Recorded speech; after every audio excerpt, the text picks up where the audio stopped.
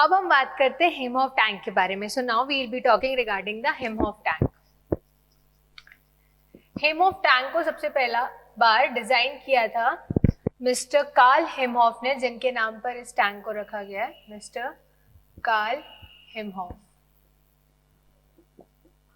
ठीक है, अब बात आती है कि हिम ऑफ टैंक क्या होता है. हिम ऑफ टैंक को हम क्या करते हैं, सेप्टिक टैंक से बेटर समझते हैं.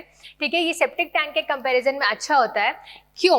इसका रीजन ये है कि जब आप बात करते हो सेप्टिक टैंक में, तो आप क्या बोलते थे, जो इन्फ्लुएंस है, जो भी वेस्ट आता है सीवेज का, इन्फ्लुएंट बोला मैंने. ठीक है, वो क्या होते थे, वो जो स्लज ऑलरेडी डिकम्पोज हो रहे थे उनके साथ मिक्स हो रहा था. ठीक है, पर यहाँ पर क्या होता है, अलग चेम्बर प्रोवाइड किया गया है कि अलग चेम्बर में जो पार्टिकल्स है वो सेडिमेंट होंगे. ठीक है, लाइक अगर मैं बात करूं तो यहाँ पर अलग से चेम्बर बनाया गया है कि पहले पार्टिकल्स सेडिमेंट होंगे. ठीक है, उसके बाद पार्टिकल्स का डाइजेशन होगा. उसके बाद पार्टिकल्स का डाइजेशन होगा. तो इसमें क्या होता है कि ये सेप्टिक टैंक से अच्छा इसलिए हुआ क्योंकि सेप्टिक टैंक में क्या हुआ था, सेडिमेंटेशन भी वहीं पर हो रहा था, एक ही चेम्बर में डाइजेशन भी वहीं पर हो रहा था. पर अगर आप हिम ऑफ टैंक की बात करते हो तो हिम ऑफ टैंक में क्या हो रहा है, सेडिमेंटेशन अलग चेम्बर में हो रहा है और डाइजेशन उसके बॉटम चेम्बर में हो रहा है. ठीक है, तो कभी कभी इसको इसलिए 2 स्टोरी डाइजेशन टैंक भी बोलते हैं. 2 स्टोरी डाइजेशन टैंक.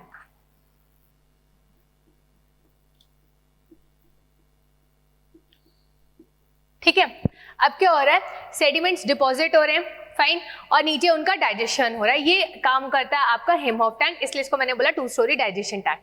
अब बेसिकली इसका प्रोसेस कैसा है, इसकी ऑपरेशन कैसी है, उसके लिए मैंने यहाँ पे पूरा लेबलिंग के साथ ये डायग्राम बनाया हुआ है, जिसको आपको मैं procedure as I told you earlier वो सिर्फ समझने का होता है. We are not in like engineering में हम अब थ्योरेटिकल सब्जेक्ट्स के लिए नहीं पढ़ रहे हैं कि हमको पूरा रिटन में चाहिए, कंस्ट्रक्शन डिटेल्स हो गया, हमको गेट एग्जाम्स क्रैक करना है. ऑल्दो आप अगर मैं इसको अच्छे से समझा दूंगी, आप अपने ओन वर्ड्स में प्रोसीजर लिख सकते हो. ठीक है, there is nothing a big deal in that, but we don't want to waste time कि आप प्रोसीजर पूरा लिखे, जबकि आप इस फिगर को देखकर ही सब कुछ बता सकते हैं.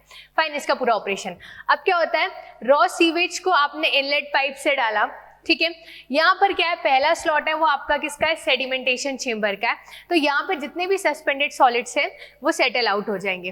अब इसके बाद क्या होता है, एक स्लॉट है जिसकी ओपनिंग से आपका नीचे डाइजेशन चेम्बर में जाएगा. नहीं तो आप बोल सकते हो मैम कि क्या फर्क हो जाएगा सेडिमेंटेशन टैंक और डाइजेशन चेम्बर अलग होने का, जब यहाँ पर भी दोनों की इंटरमिक्सिंग हो रही है, तो ये तो सेप्टिक टैंक के जैसा ही बिहेव कर रहा है. नहीं, ऐसा नहीं होता यहाँ पर. इसीलिए प्रॉपरली स्लोप्स प्रोवाइड किया गया है. ठीक है, क्योंकि आपको पता है कि जो भी सेडिमेंट्स है अगर वो नीचे सेटल हो जाएंगे तो फिर naturally with the help of slots, like आपने स्लॉट्स बनाया, इसकी ओपनिंग ओपन कर दो, डाइजेशन चेम्बर में वो सस्पेंडेड सॉलिड्स चले जाएंगे. और आपने प्रॉपर स्लोप भी इसलिए बनाया है ताकि ये जो बैक वॉशिंग हो, लाइक अगर वो बैक फ्लो का डायरेक्शन ना हो कि जैसे नीचे से ऊपर, ऊपर से नीचे आना चाहिए, बट इन केस किसी कारण से ये जो डाइजेस्टेड चेम्बर में जो पार्टिकल्स डाइजेस्ट हो चुके हैं, जिनको अब ये प्यूरिफाई हो चुके हैं, इसमें से सस्पेंडेड सॉलिड 60 to 65% रिमूव हो गए हैं, बीओडी 25 से 30% कम हो गया है, तो उस केस में ये पानी जो साफ है ये वापस ना चले जाए गंदे पानी के साथ.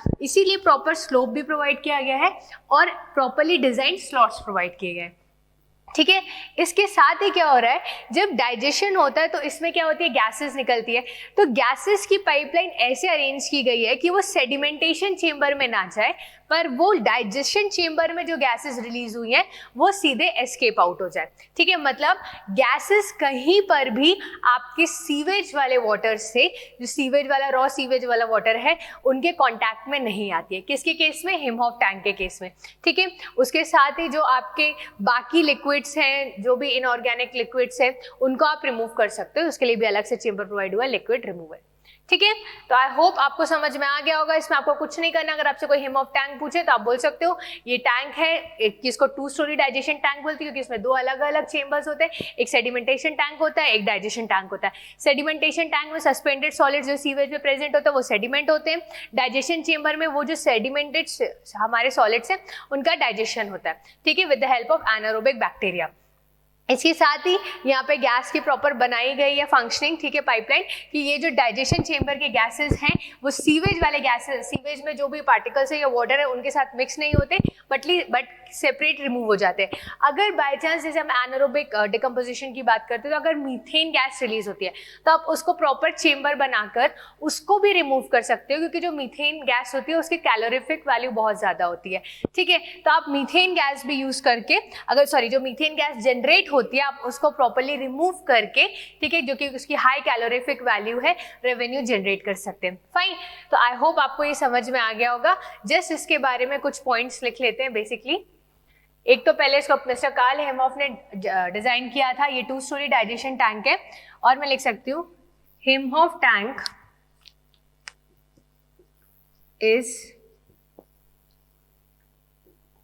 Better than septic tank as, क्यों? क्योंकि इनकमिंग सीवेज को हम अलाउ नहीं करते स्लज के साथ मिक्स करने के लिए, as the incoming sewage is not allowed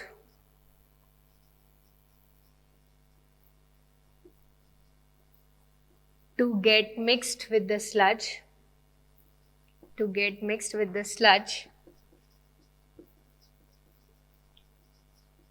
and the outgoing sludge and the outgoing effluent basically doesn't contain large amount of organic matter.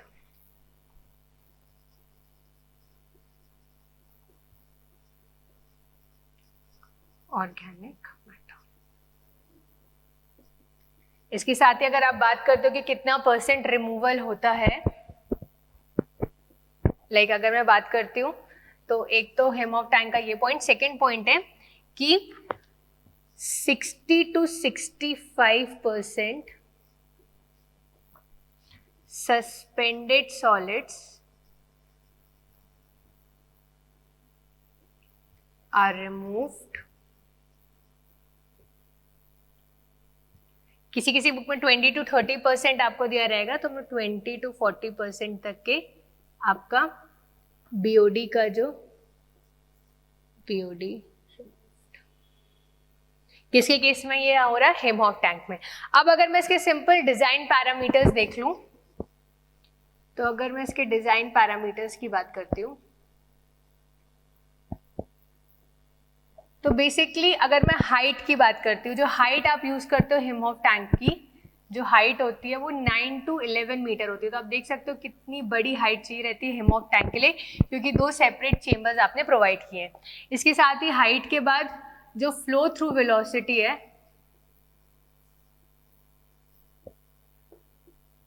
वो होती है आपकी 0.3 मीटर पर मिनट, ठीक है।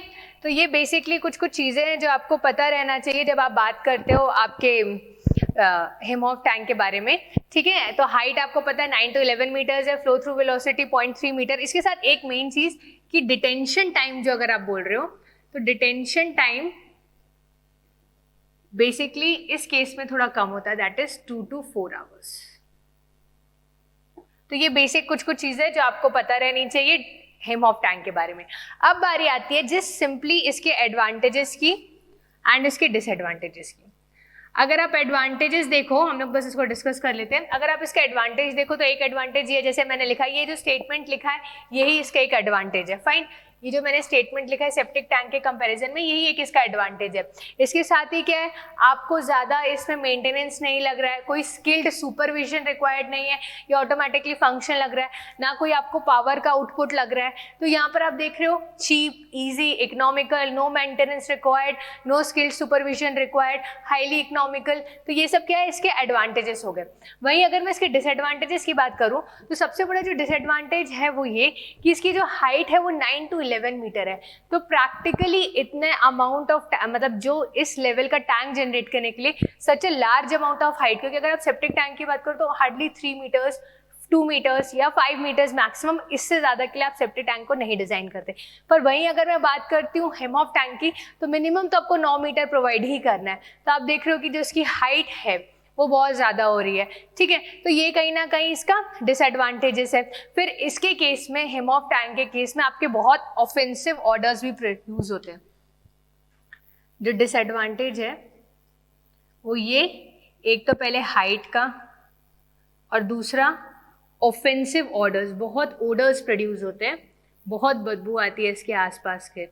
तो बेसिकली अगर आप बात करो तो इसको फार ऑफ द सिटी कंस्ट्रक्ट करना है, जहाँ पर बेसिकली इसकी जो स्मेल सारी लाइक हाइड्रोजन सल्फाइड गैसेस, क्योंकि एनारोबिक डिकम्पोजिशन में यही सब गैसेस निकलती है आपकी, hydrogen sulphide gases, carbon monoxide, तो ये सब जो गैसेस है ये बहुत हाईली ओडर बहुत प्रोड्यूस करती है। तो ये भी एक डिसएडवांटेजेस होता है आप जब हेम ऑफ टैंक की बात करते हो, ठीक है। Now if I talk regarding the principle of Imhoff tank, the principle of Imhoff tank,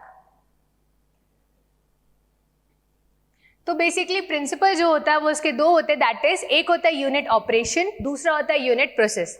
तो पहले की अगर मैं बात करूं दैट इज यूनिट ऑपरेशन। जब हम लोग ने, मैं ऑलरेडी जब आपको मैंने ट्रीटमेंट ऑफ सीवेज पढ़ाया था फर्स्ट क्लास में, जब हम लोग ने इंट्रोडक्टरी वीडियो था, तब मैंने आपको बताया था यूनिट ऑपरेशन क्या होता है और यूनिट प्रोसेस क्या होता है। यूनिट ऑपरेशन में क्या होता है, फिजिकल फोर्सेस जो होते हैं वो डोमिनेंट होते हैं, ठीक है। तो यहाँ पर भी with the help of physical forces, ठीक है, आपका जो स्लज है उसका सेटलमेंट होगा। तो मैं यहाँ लिख देती हूँ,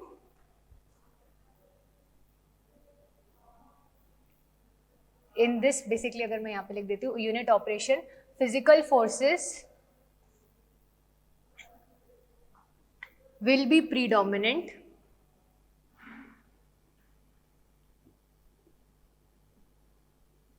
and settlement of sludge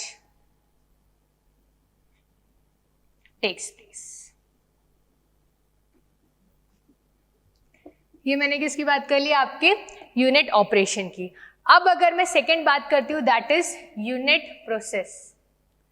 unit process में जैसे मैंने वहां पर आपको बता चुका था, रिमूवल ऑफ कंटामिनेंट आप कर सकते हो या फिजिकल या बायोलॉजिकल या दोनों के कॉम्बिनेशन से।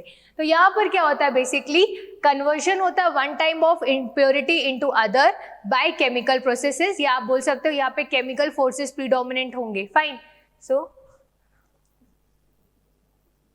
रिमूवल या आप बोल सकते हो digestion of sludge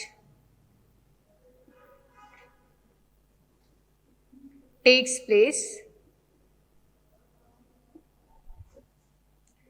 place by chemical means या chemical process, ठीक है। अब यूनिट ऑपरेशन और यूनिट प्रोसेस के बाद जो आपका एफ्लुएंट जनरेट होगा आप उसको मैन्योर की तरह यूज कर सकते हो। तो मैं लिख सकती हूँ the product generated after hem of tank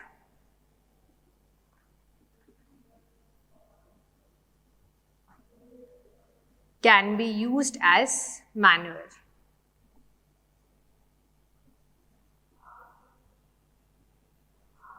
ठीक है, तो जो प्रोडक्ट जनरेट होगा हेम ऑफ टैंक में जिसको आप मैन्योर की तरह यूज कर सकते हो, तो ये बेसिकली आपका प्रिंसिपल होता है हेम ऑफ टैंक का। तो आई होप आपका हेम ऑफ टैंक भी क्लियर हो गया होगा। एक चीज और, हमने सेप्टिक टैंक के एडवांटेजेस या डिसएडवांटेजेस नहीं डिस्कस किए थे। तो सेप्टिक टैंक में भी बेसिकली यही होता है कि आप उन एरियाज में लाइक सेमी अर्बन एरियाज में, जैसे मैं पहले भी बता चुकी हूँ, वहाँ यूज कर सकते हो, ठीक है। उसमें भी आपको कोई स्किल्ड सुपरविजन की रिक्वायर्ड नहीं होती है, उसके साथ ही वो अपने आप फंक्शन कर लेता है, हाईली इकोनॉमिकल होता है।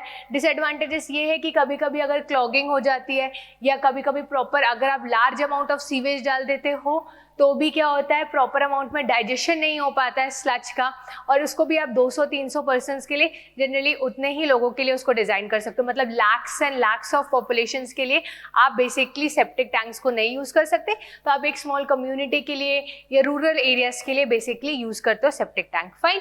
तो ये जो सिंपल एडवांटेजेस डिसएडवांटेजेस है जो हमने डिस्कस कर लिया।